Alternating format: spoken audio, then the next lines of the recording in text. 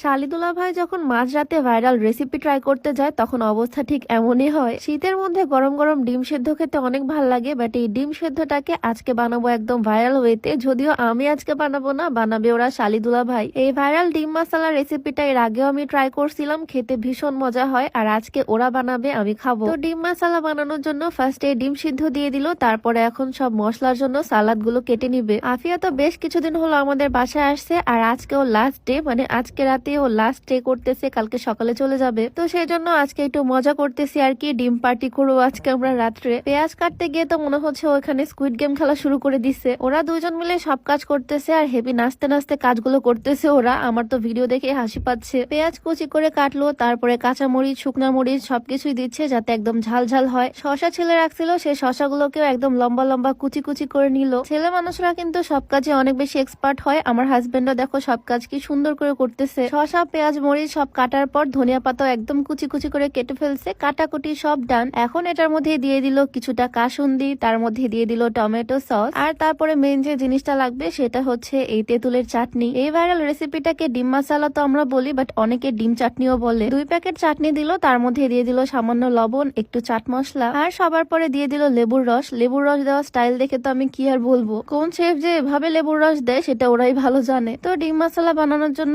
এই জিনিসগুলোই লাগে। এখন এই সবকিছু ভালোভাবে হাত দিয়ে মিক্স করে নিলে মশলাটা রেডি। আর ওইদিকে ডিমটাও তো সিদ্ধ হচ্ছে, আমাদের মেইন কাজ শেষ। এখন জাস্ট ডিমের মধ্যে এই মশলাগুলো ভরার পালা। আর আজকে বিকালে আমার জন্য একটা পার্সেল আসছে, আমি এটা এখন পর্যন্ত আনবক্স করিনি। এইটার মধ্যে আছে বেশ লোভনীয় কিছু জিনিস, এটা ওরা আনবক্স করবে আর তোমাদেরকেও দেখাবো এটার মধ্যে আসলে আছেটা কি। তো এই বক্সটার মধ্যে আছে বেশ কয়েক রকমের আচার। এই আচারগুলো আমি অর্ডার করছিলাম k plus trading Facebook page থেকে। তাদের পেজের আচার এর আগেও আমার টেস্ট করা হয়েছে। তাদের মেইন স্লোগানই হচ্ছে মায়ের হাতের স্বাদ, মানে একদম হোমমেড সবকিছু। এখানে বেশ কয়েক রকমের আচার আছে, তেঁতুলের আচার, জলপাই আচার, চালতার আচার, রসুনের আচার, কালো জিরা চাটনি, সবকিছু অল্প অল্প করে আমরা তিনজনই ট্রাই করতেছি। সবগুলো আচারই অনেক বেশি টেস্টি। আর এটা হচ্ছে রসুনের আচার, ভাত বা খিচুড়ির সাথে এই আচারটা খেতে দারুণ লাগে। আমার মনে হয় রসুনের আচারটা ভাত খিচুড়ির সাথে খাওয়ার জন্য একদম পারফেক্ট। এতগুলো আচারের মধ্যে খালি মুখে খাওয়ার জন্য সবচেয়ে পছন্দের আচার হচ্ছে আমার চালতার আচার। সবগুলোই অল্প অল্প করে ওরাও টেস্ট করলো আর আমিও টেস্ট করলাম। এই আচারগুলো একদম কম্বো হিসেবে আমি নিছি k plus trading Facebook page থেকে। প্রাইসটা কম পড়ছে কম্বোতে নেওয়ার কারণে। তাদের পেজটা আমি ডেসক্রিপশনে মেনশন করে দিব।